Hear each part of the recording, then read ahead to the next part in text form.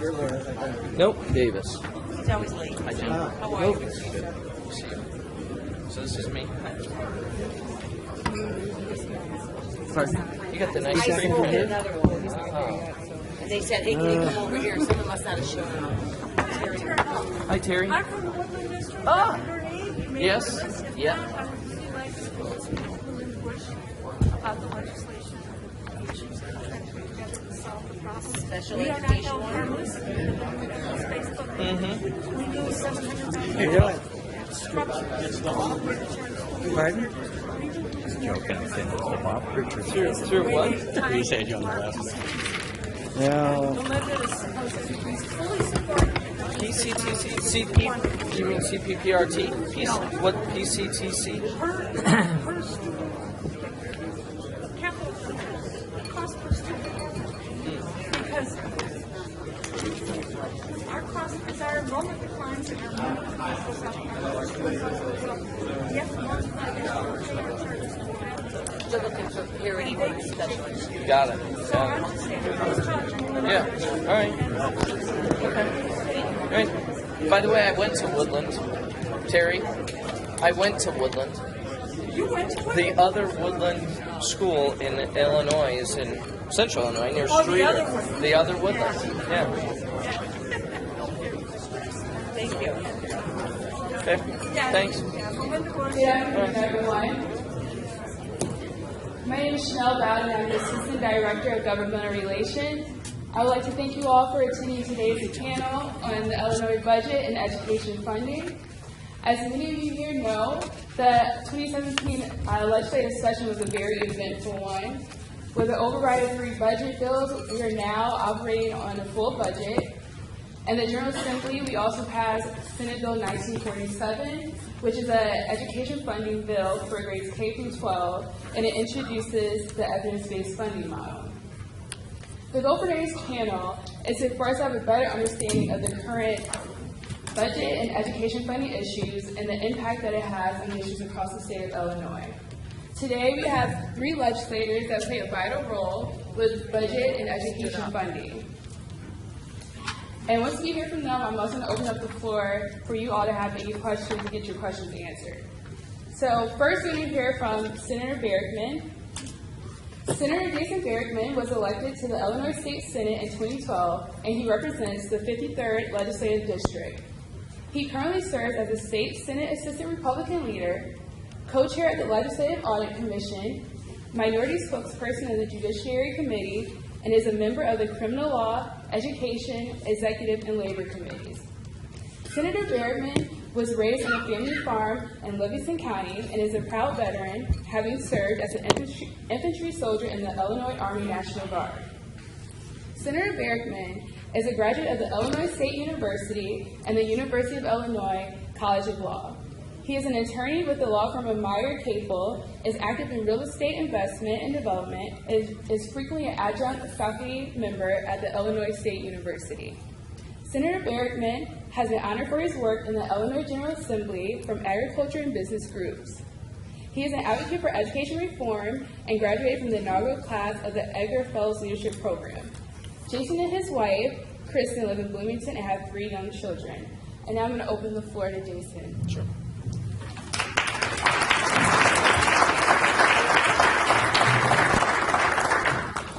Well, good afternoon, everyone.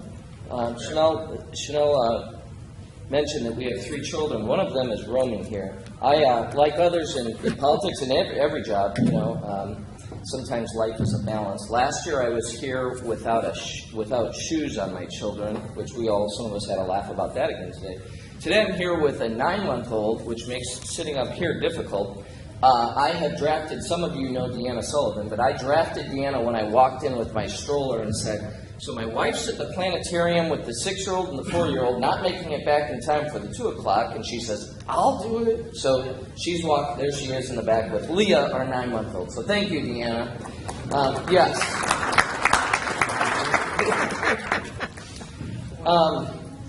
I have, I look around the room, I see certainly some faces from the district that I represent, East Central Illinois. For those whom I do represent, you probably heard me talk about this as we've been, as I've been around the district. I have felt as if Springfield is really toxic. That's the way I've described it over the last few years. That continues today. That toxic environment creates a lot of this. And from the public standpoint, I think a frustration exists over the outcomes or the lack of outcomes that you're seeing in Springfield. That's frustrating, I think, to all of us who, I don't want to speak for my colleagues here, but I'm certain that frustration exists with many of us in the legislature. That said, one of the proud accomplishments I think that we all have is that we rewrote the way in which we fund our school districts last year.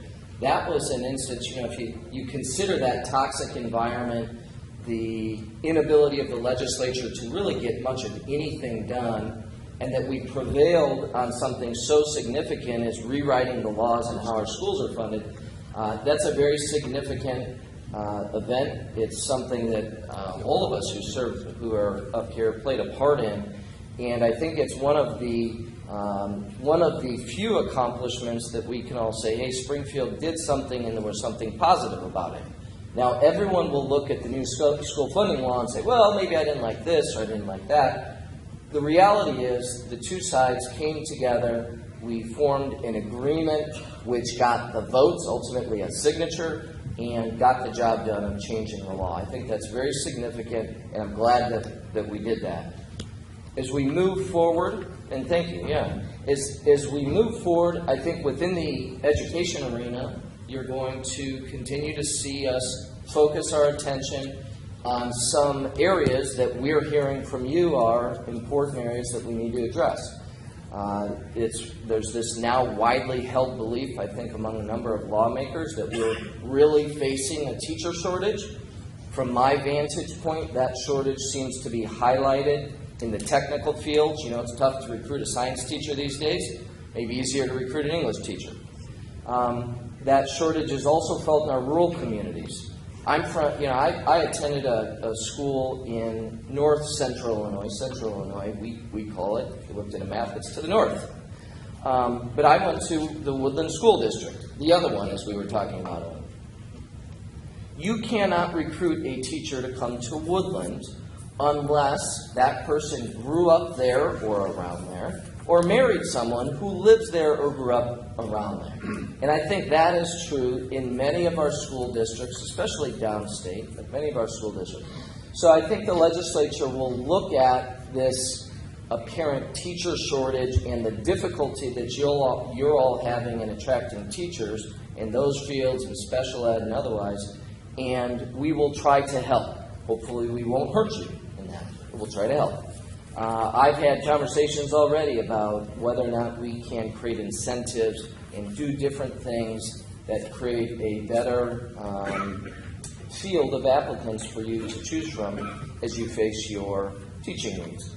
I think that we're going to continue to struggle with the burden that property taxes place on property owners around the state and how we wrestle with that in a manner that doesn't put our schools at risk. That was a big issue during the school funding debate, and there was a lot of concern that was voiced from this community about, hey, are you going to give us more money through the school formula and then force us to freeze our taxes and not, have a net result be a loss to our school district?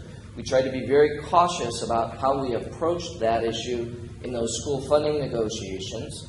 But even though now we're to a point where we've changed the law on school funding, there are still lots of property owners out there who want to see property tax relief. It's why you saw the bill advance out of the House here recently. I thought that one was pretty political myself. I think it was designed to give members of the Illinois House of Representatives an opportunity to vote for property tax relief. We'll see. I doubt whether the Senate actually takes that legislation up. But the bottom line is that we all represent collectively the 13 million people of this state, many of whom believe we need to do more about providing meaningful property tax relief. And so we're going to try to find a mechanism to do that without placing the burden on our school districts. Ultimately, I hope the legislature casts its attention on our economy. I probably talked about this last year, but I continue to believe that we have collectively put our heads in the sand and are not paying attention to what's happening around our country. It used to be that we were talking about job losses to China and India and elsewhere around the world, and that's no longer. You know, today, I live in Bloomington.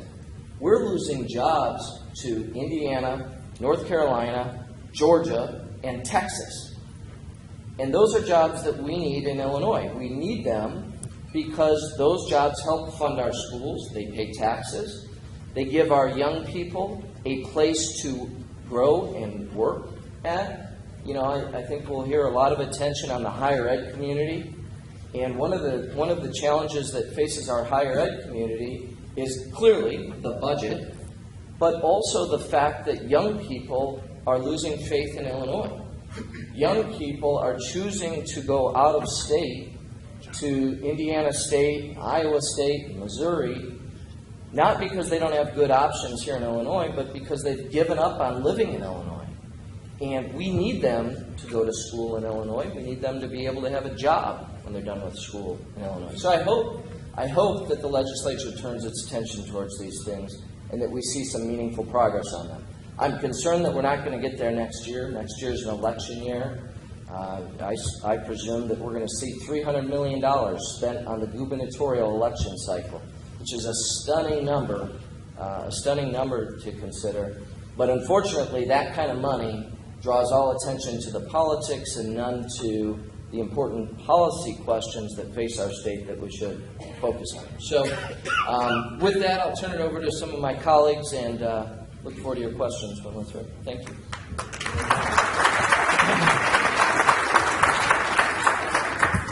Now I'm going to introduce Representative William Davis. Will Davis was born in Harvey, Illinois, and he represents the 30th District. Davis holds a Master of Public Administration degree from Governor State University and a Bachelor of Arts degree in Political Science from Southern Illinois University at Carbondale. Since taking office, Davis' top legislative priorities include education funding, increased health care availability, and economic development. In 2005, Representative Davis helped make Illinois the first state in the nation to guarantee quality and affordable health care for all children. Davis serves on several committees in the Illinois General Assembly. He is the chairman of both the Appropriations Elementary and Secondary Education and the Special Committee on Health and Healthcare Disparities. He also serves as a member of the Appropriations, Higher Education, and Appropriations Public Safety Committees, as well as the International Trade and Commerce and Labor and Commerce Committees. Davis has been recognized with Legislator of the Year awards from the Illinois Association of Court Enforcement, Illinois Primary Health Care Association, and Illinois Association of Park Districts. Davis happily married to his wife Jacqueline and the proud father of his son Chaz and daughter Jana. Jana, thank you. Oh, she's right there. Sorry about that, Jana. Please join me in welcoming Representative Davis.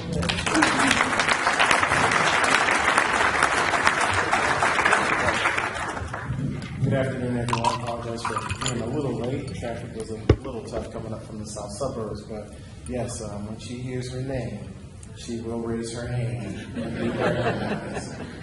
My little sidekick. So I had the bribe to get it down with me today. So afterwards, we're going to see, probably in the rain, the Festival of Life Parade coming down Michigan Avenue. So she's excited. And the deal was, if you sit quietly through Daddy's presentation, then we'll go see the festival. Yell at Minnie Mouse and all the other stuff that you like to do. So she's gonna be okay. If it gets noisy over there, tell her to put her headphones on. She'll be okay. So again, thank you all very much for the opportunity to be here today to share the days with my colleagues and to be a part of your experiences here today. I assume we're supposed to talk about education or something? Okay, I mean, a little bit anyway. And I think as the Senator already alluded to, some of the upcoming challenges or things that we're going to address today. So let me start by saying I'm very proud of what was accomplished during the debate and ultimately what was Senate Bill 1947. Senate Bill 1947. So there are a lot of people in this room that made significant contributions to making that bill a reality. I am one of those that will not take the credit for everything that was happening. Yes, I am the legislator and the sponsor of the bill, but behind the scenes, there were several people in this room, sitting in the front row here, sitting in the second row there, who helped to make all of this a reality. And so for that, I think you owe all of these people a great round of applause for that.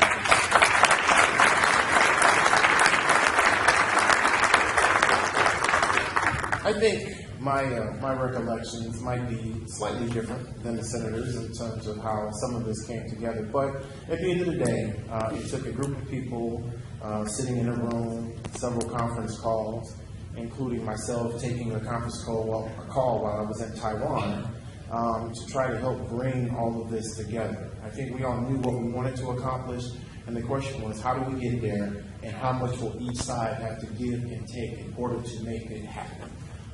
My objective was to try to encourage us to make sure that the state of Illinois lives up to its responsibility with regard to providing more resources to school districts, as the Constitution indicates that we should, but certainly what we have not been doing, at least in the 15 years that I've been a legislator. So it was important for me to at least kind of have that as the basic premise to try to move the conversation forward. But as you see, and for those of you who are intimately involved in the conversation, you know that a bill like this is going to take a lot of give and take from many different people, many different sides, many different concerns, many different issues, you name it. A lot of things were brought to the table. But nevertheless, legislators here took some things that they didn't want to take and probably gave us some things that they didn't want to give on in order to try to make this bill a reality.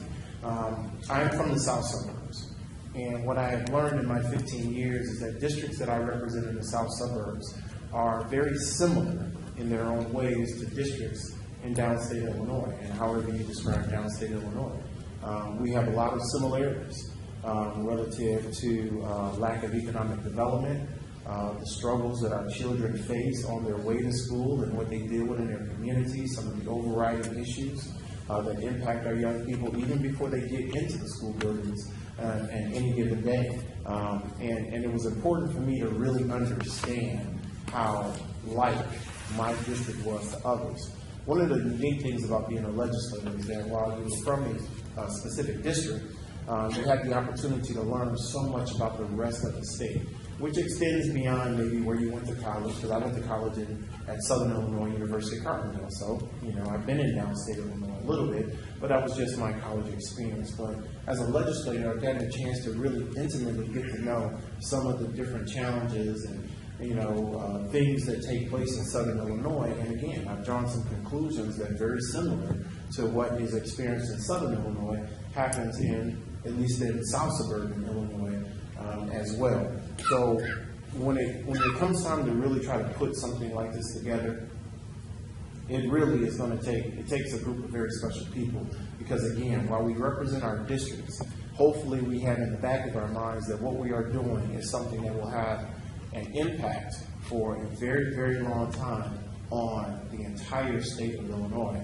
I had the pleasure of using Jonna as an example, that what I'm doing is maybe not so much for my 20-year-old who's in college, but it's really about, her generation of young people who are coming up through our schools and, who go to school every day just wanting to learn. They don't understand the ups and downs and the tug and the pull and push, so to speak. They just want to go to school to learn. And I think it's incumbent upon all of us to try to do everything that we can to create the environments in our school districts that are necessary to allow for that learning to take place. And I am a firm believer, and I've been so for 15 years, that one of the major components of that learning taking place is money.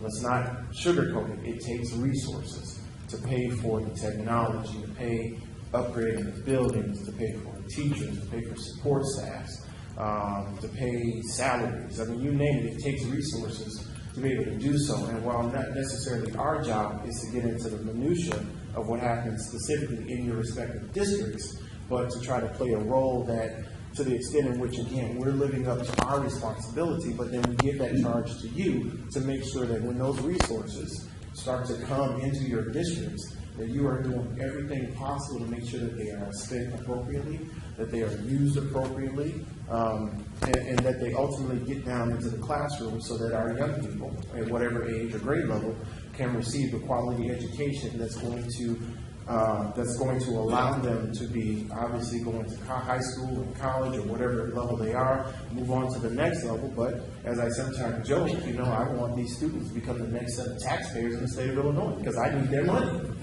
Simple as that. I need those resources so that we can continue to do things here in the state of Illinois. The senator talked about some of the struggles that we've had as a state with regard to jobs, keeping jobs, losing jobs. I mean, I think it's cyclical. I think if anybody goes back over the last 10, 15, 20 years, you see that there's an ebb and flow with regard to economic development and jobs in the state of Illinois. I don't necessarily think that the environment that we're in right now, that this is when the jobs started to leave Illinois. Some have gone long before me, and some will probably leave long after me as well. But we work to try to create an environment that allows for those jobs to come and to stay in Illinois. For me, as an African-American legislator, some of that push and pull, and this is where we get on different ideological sides of it, deals with the fact that a lot of businesses, including the unions, are not representative of the people of the state of Illinois. And so when we talk about putting businesses in areas, I mean, I draw conclusions often between the way the I-80 corridor looks, where I live, and the I-88 corridor, where some of you may live. If you drive both of them, you can see the differences in terms of the job growth and creation that exists in the western suburbs versus that in the southern suburbs. But nothing that our current administration is talking about is saying that those jobs have to be in areas where they need the jobs. Because if we agree that those jobs, as the senator alluded to, are part and parcel to taxes being paid in those communities and dollars going into those school districts, well, if there's nothing there and everything is up there or down there, so to speak, then you've got a set of districts that are struggling in ways that some just can't even imagine. So there's so much more to this conversation that exists than where I live, where you live, the fact that, the governor and Madigan are fighting. There's so much more to this. It just seems to be couched that way right now. Maybe that's the cover for a bunch of other things to take place, but these conversations have been taking place long before the current governor arrived, and I imagine it will be taking place long after the current governor leaves, or whenever he leaves, or whatever the case may be. They were taking place before he even got there. So there's just so much to what we do and what needs to happen, but it needs all of you to be engaged, to be a part of this process, to be a part of this conversation. And I'll end lastly so my colleagues can speak as well. And I wrote this down as the senator was speaking. Property tax relief is political. I'll read it again. Property tax relief is political because as representatives of school districts, how many here are supporting our property tax relief? All right. Now one brave person out there.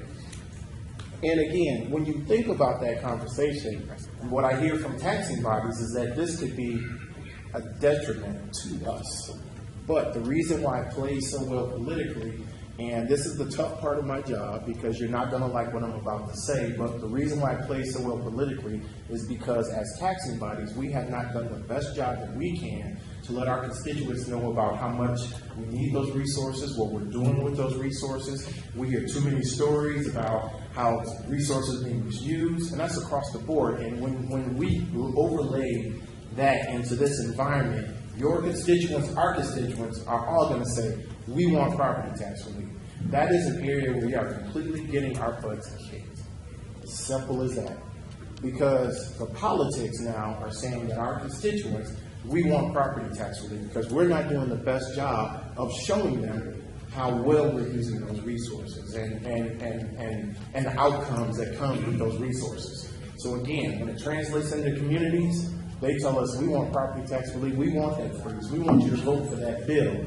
But that's because we're not doing the best job we can to show them that we need those resources in order to do X, Y, and Z. And that's not just the schools, it's the libraries, it's the parks, and the municipalities. We're all having that struggle right now.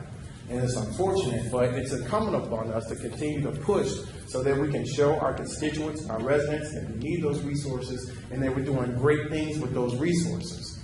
Senate Bill 1947 actually provides a couple of mechanisms based on the type of district to deal with property tax relief. So here are two mechanisms in the bill that we can continue to build upon to help schools and help residents in different ways versus having to vote on property tax reasons. But again, we got to get more into it. We got to get more involved. We have to be more transparent in our communities so that they see exactly what we're doing, and they will appreciate what we're doing and create other opportunities to create that property tax relief, other than just voting for a property tax freeze bill, which again, property tax relief is political. Thank you all very much.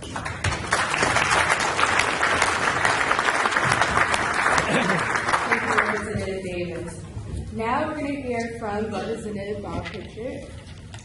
Representative Bob Pritchard has served as a state representative since 2003 in a district that now includes portions of DeKalb, Kane, and Boone County. He grew up on a farm near Hinckley and continues to participate in the family business with his son. During his career, Bob was a radio, TV, farm broadcaster, university consultant, and communications director for DeKalb Genetics Monsanto International Seed Business. His interests in politics included serving on the Hinckley Big Rock School Board and DeKalb County Board, where he was chairman. As a legislator, Bob serves as a Republican spokesman on 3 House committees and has specialized in education issues. He is a member of the PK20 Education Council, was recently named to the 12th Legislative Working Group on Higher Education Reform, and served on the Governor's School Finance Reform Commission.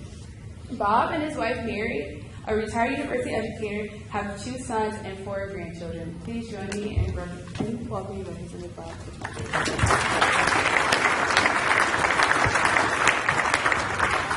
Thank you and good afternoon. Let me begin by, again, formally thanking all of you for participating in some real earth-shaking changes in Illinois education. It took all of your efforts, lobbying with your legislators, coming, speaking in Springfield, working with legislators there, supporting the School Management Alliance and many other organizations that helped set the stage for legislative action on the school funding reform bill. Without all of that activity over many years, we wouldn't have the bill that we have today that I think is going to change the landscape of education in the state of Illinois. And I say that because all of us have probably indicated we can't provide for the needs of our students because we don't have the funding. We now have a funding formula that, with time and persistence, will give us that funding level to wrap those needs that our students have, wrap the resources around the needs that our students have, and help us do a better job of getting every student, as the representative mentioned, to have a world-class education and an opportunity to achieve their dreams. I want to go back a little bit, though. The education bill couldn't have been possible without the budget bill that we passed earlier this year. And that was the sequence that happened. We passed the budget, and then we passed the school funding reform. And the issue of state resources is a huge one. And as many of the panels you've probably been attending have indicated, there's not enough money in the state. And we can't raise taxes enough to get that money. So we've got to make some choices. And what we've tried to do in the budget that was passed was make some of those choices. We've prioritized education. We've tried to deal with the pension issue in a way that didn't take things away from current employees, but allowed a third tier that would look at a hybrid method of defined contribution and defined benefit. We've cut back some of the spending, some $3 billion in what we were doing. And we tried to deal with the unpaid bill issue in giving the governor authority to borrow money to pay down Medicaid bills, receive more federal dollars, and get us to somewhere around $6 billion instead of $16 billion by the end of this fiscal year. By reducing that kind of debt and borrowing, I should say, from our citizens and our businesses, we're able to cut some of that $800 million that we pay every year in interest costs on those unpaid bills. That's money that can go into education and to some of the other needs that we have in the state. But that budget bill wasn't passed because leadership wanted a budget bill. In fact, if you followed the news, you know that the governor didn't want a budget bill without reforms. You knew that the President of the Senate and the Speaker of the House didn't want a budget bill that gave the governor any victory that he could campaign on. And therefore, we had a stalemate. And it wasn't until some 30 legislators from both chambers and both parties came together and said we couldn't go another 2 years without some kind of budget that would deal with the issues that we had with the resources that we had available. And that's why we had the bill and the opportunity to vote on the bill in August, in late July and early August. It's because legislators pushed the leadership. And legislators pushed the leadership because you and other citizens pushed legislators and let them know what the impacts were of not having a budget. And the impact not only in school, but in the social services, in highways, in prisons, and other things. So one of the lessons we can take from what we've experienced this year is that you've got to be engaged. You can't just fight for an issue and when that issue is resolved, fall back and do nothing. You've got to stay engaged. You've got to stay engaged that we're going to pass a budget this next year. You've got to stay engaged that we're going to fund the evidence-based model to get to the level of adequacy that we all envision right now. And it's going to take a lot more than $350 million every year. We're some $6 billion short of what adequacy would be, and I'm sure by the time we get to that $6 billion, it'll cost us even more because of inflation. So you've got to stay engaged and stay involved in the various organizations that help make this bill possible. And then I would say, look at the evidence-based model and what it means for your district. I know you've probably attended other sessions here this week, or in some of the sessions that the school unions have, or teacher unions have been holding, or the School Management Alliance has been holding. There's a handout, I think, in the back of the room that's a very quick primer of what the bill contains. But become familiar with it, because that bill gives you opportunities, and it gives you some responsibilities. And you need to follow up on those opportunities and the provisions in it to the benefit of your students in your district. As we get closer to adequacy, you'll get more resources based on the needs of your students. There are 27 basic elements based on research that get the kind of student growth that we want in your district. Look to see that your school is using those 27 elements where appropriate. And if you aren't using it, ask questions about why not. Is there something you're missing? Don't you have those student needs? Or if you do have those needs and what you're doing isn't working, isn't closing the gap of learning and achievement of students and growth of students, then maybe you ought to take a look at these 27 elements and see how you can use them in your district. And when we got to that compromise on the bill, there was give and take on both sides. And one of the takes that it was necessary to get the votes was the issue that we have mandate relief. Now, we don't have a lot of mandate relief, and it may not be mandate relief that you need in your district, but it will affect some districts. And if it affects your district, take a look at it. One of it is not 5-day-a-week PE. 3-day-a-week minimum, and you can look at your athletes and give them a pass so that they can take another academic course that they may need for graduation or for college. And then we look at driver's education as another mandate relief.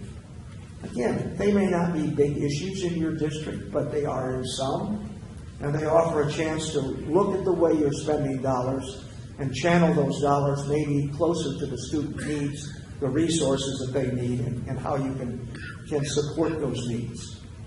Another thing that you need to be aware of is there is money in here for technology. Money basically for computers and software. The issue of connectivity is one that affects a lot of school districts across Illinois.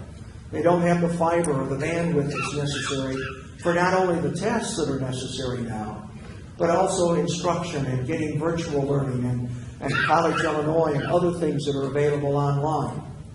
There is a program through the Federal Communication Commission that offers something like $4 billion a year for infrastructure improvements, broadband expansion. There's some 160 school districts in this state that don't have that connectivity. Look into that issue.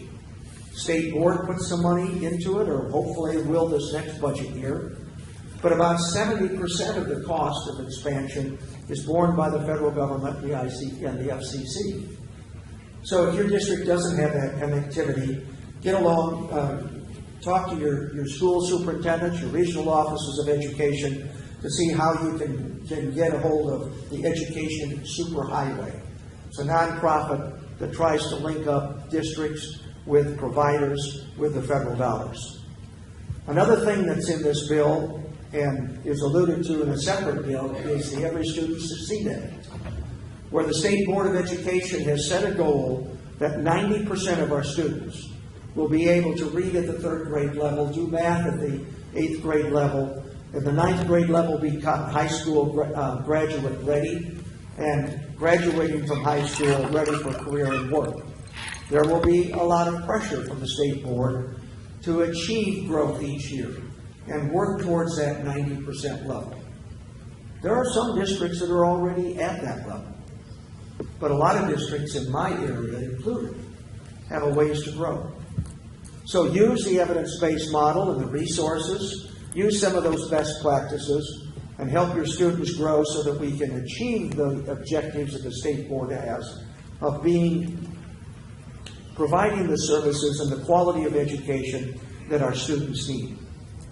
And then finally, I would suggest that we all need to look at the opportunities we have in flexibility of staffing, in the way that we fund different programs, and that we try to use the dollars that we have available.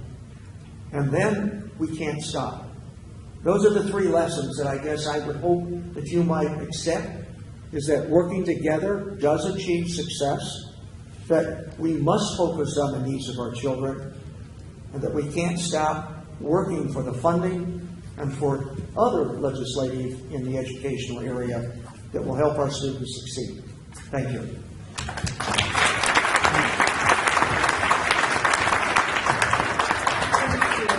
And as Representative Pritchard mentioned, we do have handouts on Senate Bill 1947 in the back, so if you haven't done so already, please take one before you leave. Now I'm going to introduce Senator Jennifer Bertino-Tarrent. State Senator Jennifer Bertino-Tarrent was first elected to the 49th Senate District in the November 2012 elections. The district includes all or part of Bolingbrook, Crest Hill, Joliet, Montgomery, Naperville, Oswego, Plainfield, Romeoville, and Shorewood. Bertino-Tarrent is a lifelong educator and passionate education advocate, working with the youth of Will County for almost 20 years in the local schools. She also grew up around her family's small business. She has served in various leadership positions as a member in the General Assembly, including co-chair of the Young Adults Heroin Use Task Force and vice chair of the Labor Committee. She was recently appointed as chairwoman of the Education Committee for the 100th General Assembly in 2017 and as a commissioner to the Illinois School Funding Reform Commission. Senator Bertino-Tarrent earned a bachelor's from the Illinois State University, a master's in curriculum and instruction from the University of St. Francis, and a doctorate from Loyola University. She has served as adjunct professor at the various higher education institutions. Bertino-Tarrent is a member of various women organizations and volunteers her time throughout Will County. Senator Bertino-Tarrent has been recognized by many organizations for her dedication and commitment to the community throughout the years. Please welcome Senator Bertino-Tarrent.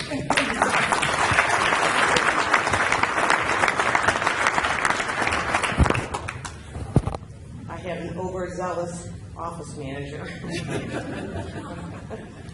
Thank you for being here today. I don't know if anyone was in the other, there was one person and the other panel over there. So this is I'm gonna kind of condense it here for what we spoke about there, because I am totally ADD and I can't stand to hear myself talk about the same thing twice. So I am going to just quick. My colleagues here have done an eloquent job at describing Senate Bill 1947, as well as kind of been talking about what we foresee in the next year. I was, I orbited around 1947. I wasn't in the actual negotiations, but I was happy that my office mate took a lead and he was able to. I had a prime spot on allowing me to kind of share my concerns. I thank the people as well, for the superintendents well throughout the state who really were the advocates for pushing it and getting the information out to our communities. Because as you know, there was a lot of good information, there was a lot of bad information. But I do think the evidence-based model is a good bill that will help students throughout our entire state, and I think that's the important piece there, is that it's going to help students throughout our entire state. I know we are all elected to specific communities. We have to look out for our communities, but there's just some issues in Illinois that we have to really step outside our box and say what's good for every student in Illinois. And while we know no bill is perfect, we've already had one trailer bill. We're gonna find tweaks along the way. I do applaud the efforts that my colleagues took on the evidence-based model and Senate Bill 1947. But with that, we do have some tweaks. And so I'm just gonna, I know we have listened to some concerns from superintendents and business officials about things we need to still look at. We just talked to our friend here about the equalizing the reimbursement, and I know that is something that the Senate Education Committee will be reviewing. We're going to have a whole new experience with the Tier 3. I'm personally curious to see how this is all going to play out when our teachers in the system, see if they do jump over to the Tier 3. We have talked about the superhighway connectivity. That's something else that I anticipate the Senate Education Committee will be looking at in the next year. Property tax freeze. We talked about the Illinois budget. It's hard not to talk about property tax freeze. I'm one of the few who think it's not really a good idea to have a property tax freeze. And I get that you guys have your roles as school board members and superintendents you want, but I'm from a different perspective here. I tell people, I would love to have my property tax freeze, but I'd even love it more if it were lowered. And I think the way to do that is if we continue to invest in our education system, which, as we all know, is the biggest chunk of our property taxes. And the more we are able to invest in our education system, the more relief we will give to our local municipalities and in turn our local school boards. It's a balance. I understand that, and we talked about it. It's a political vote. And I'm probably one of the few in my caucus when they talk about who's going to vote for a property tax freeze. My hand wouldn't go up, and they would look at me and say, "Jennifer, you should be voting for a property tax freeze." And it's hard, but we have to balance what's realistic and what's political. And I joked with in the last group too. I go, if you vote for what's right, people always say they'll be reelected. And a property tax freeze isn't necessarily right for the organizations around us.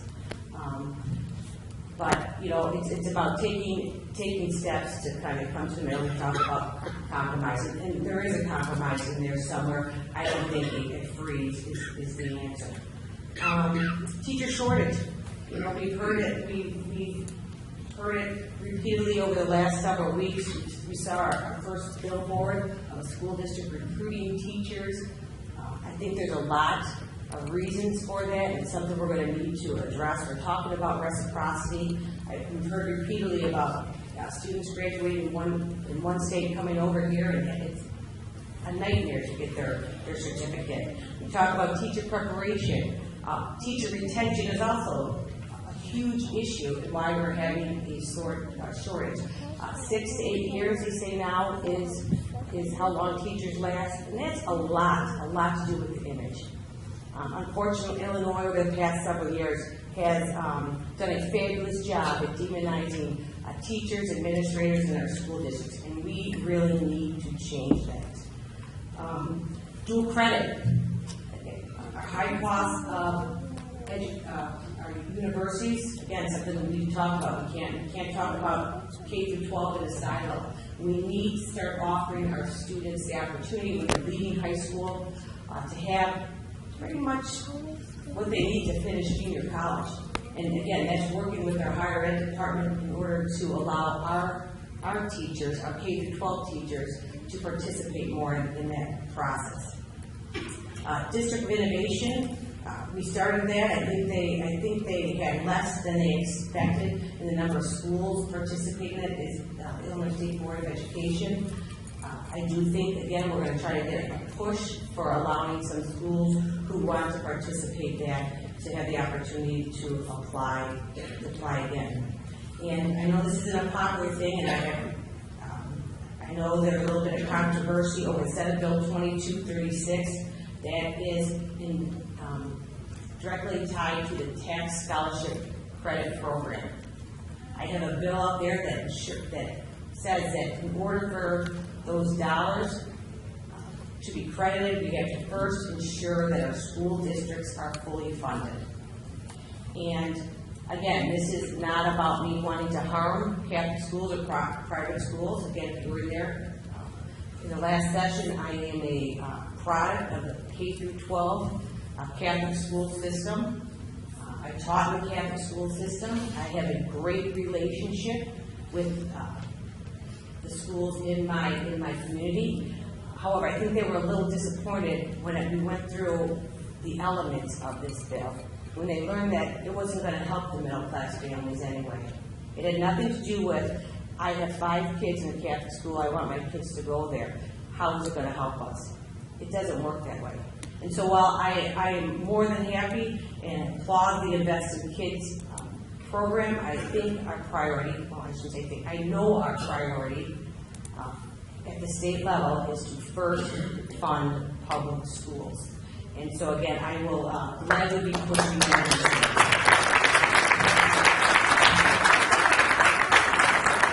And with that, I know I'd rather have questions instead of me just reading the list here. So thank you for being here. And again, especially to the school board members, thank you for your commitment to the community. It's a lot of work, it's a lot of time, not a lot of thank you. So thank you on my behalf.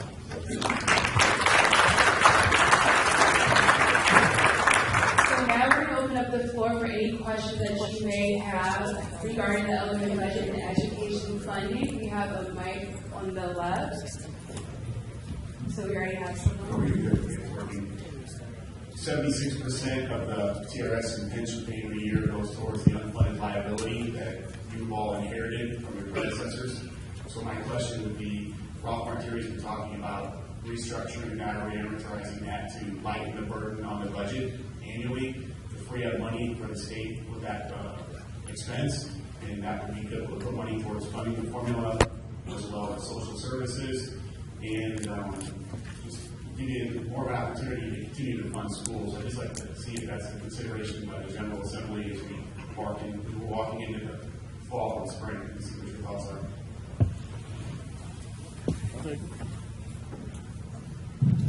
Well, thank you very much for your question. The irony of what you said is that, so as the chair of the Appropriations Committee, when we were meeting with the governor's office and having our big conversation about the overall budget and trying to maneuver around, if you will, that issue was brought up several times, and each time it was rejected by the governor's office. So it went nowhere because it was rejected. There are some of us who think that that could be a tool that could be used. Our Senate President Chair, Senator Hutchinson, I think is in favor of using that as a tool. But if there's no broad support for it across the board, then we'll keep talking about it, but ultimately it won't go anywhere. And I would just add to that a number of people have looked at Ralph's recommendation, and I think even Ralph acknowledges that the amount of money, so his proposal is that we treat the pension payment like a mortgage payment, that we raise it and then hold it flat for the term of the mortgage. But we would have to raise it several $billion higher than where we are right now to reach that plateau. So that's problem number one. Number two is that you're going to be spending a lot more money for that interest charges over the period of time. And a lot of accountants don't want to support that. So you've got people that are fighting the idea. I think it's probably going to come back for consideration, but it's maybe one of the few things that we might do to freeze the escalation in the pension payment, because it's ratcheting up several $100 million, and I think we're $1 billion higher than just where we were 2 years ago. And that's going to continue until it's about $14 billion. Right now it's about $9 billion. So that would stabilize and give us maybe some long-term possibilities to not consume all of our revenue dollars for paying that pension liability. Thank you. Do we have any other questions?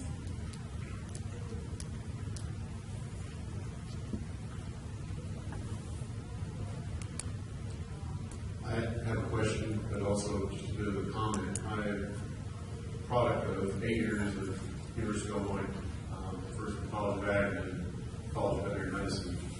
And I see that the problems in getting educators in our state is very similar to financial viability of veterinarians in our state. They're two very important professions to the fabric of our communities, but financially it's not always appealing to do either one, especially when you look at, when I graduated the College of Ag, I was paying roughly $1,500 a year, and in 20 years that tuition went to $15,000 a year at the same college. And part of that is the state of Illinois, unfunded, could support higher education. It used to be that every hardworking, aspiring young person in the state that achieved well had a shot at a very low-cost education, and our state invested in them. And today, the school that I paid roughly $3,400 a year in vet school tuition is now over $34,000 for a $65,000 a year job. It's kind of the same kind of thing that happens in education. So it seems like we're always chasing our tail. I mean, it's the government that created the problem because we unfunded higher education at the expense of what? I don't know. I don't know where that money went to. But we should be investing in our future leaders and less in social services, I guess, or something. But that's my comment. Thank you. Now we have, do you have a comment? So now we have time for one more question. Hello. Good afternoon. Thank the panel for being here and enlightening us on some of the changes in the legislature made this year. My name is Bill Adair. I'm with the New London School District 122. I am a board member. I don't have all the information, and I appreciate what you handed available here today on the evidence-based funding. I'm just a little confused as to, really how the implementation of this bill is going to be enacted. Who does the analysis as to the adequacy of each school district? Is it done by the Board of Education, Illinois State Board of Education? And then, it's, in the initial reports, it said that, you're going to reach an adequacy level, and districts that are above it evidently might lose money, but not until after a couple of years. So, can you give a little more information how this really is going to work?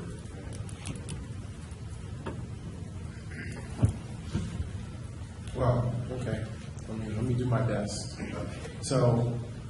So the premise of the bill is for each district. So the way we were funding schools before suggests that every district was at the same adequacy target.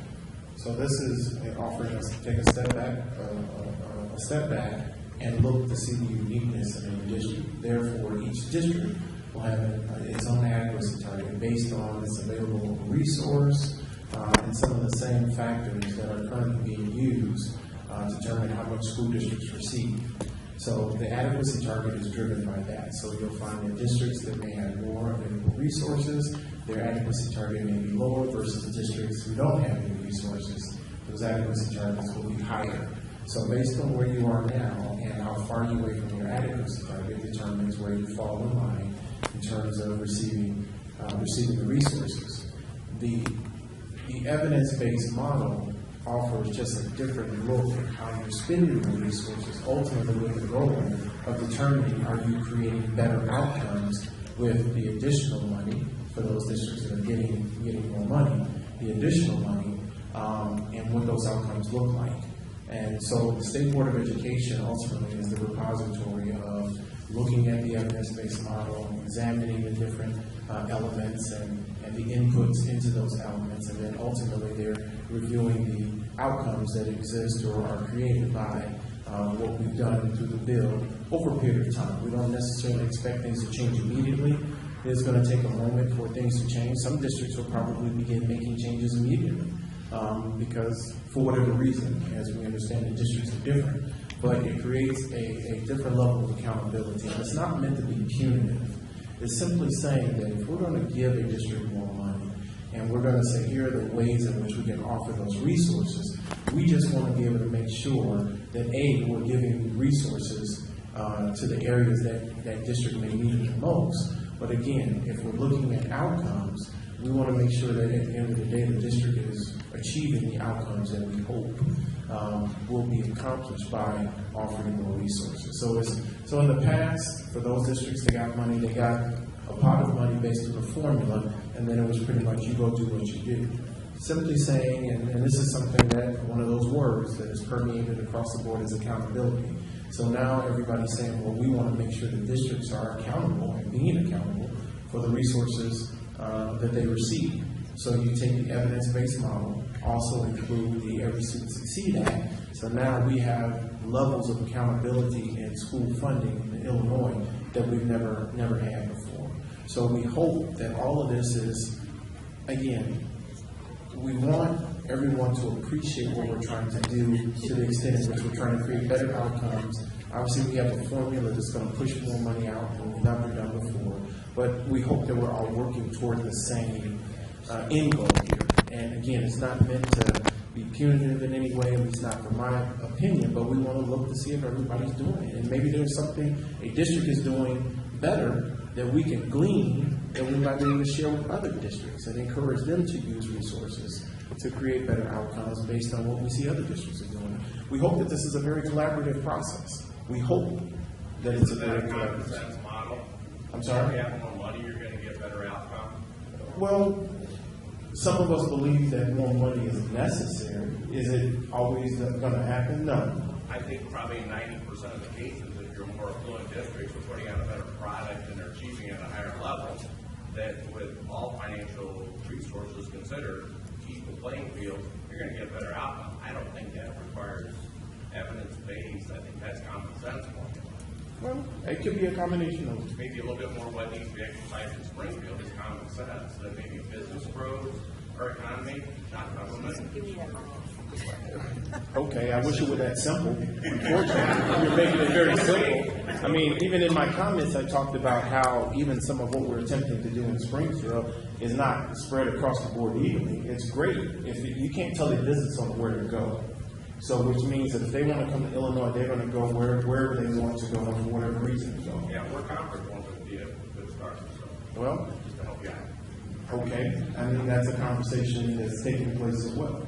You know, but that's not a guarantee. Folks like you seem to think that if we change workers' comp and do some of the other things, all of a sudden it's going to be a panacea. And it's not. It's just not going to be that way. You know, because again, workers' comp notwithstanding, that doesn't mean that great factory is going to come to Harvey, Illinois. They're going to want to go, if you're in one of those affluent areas, they're probably going to want to go there.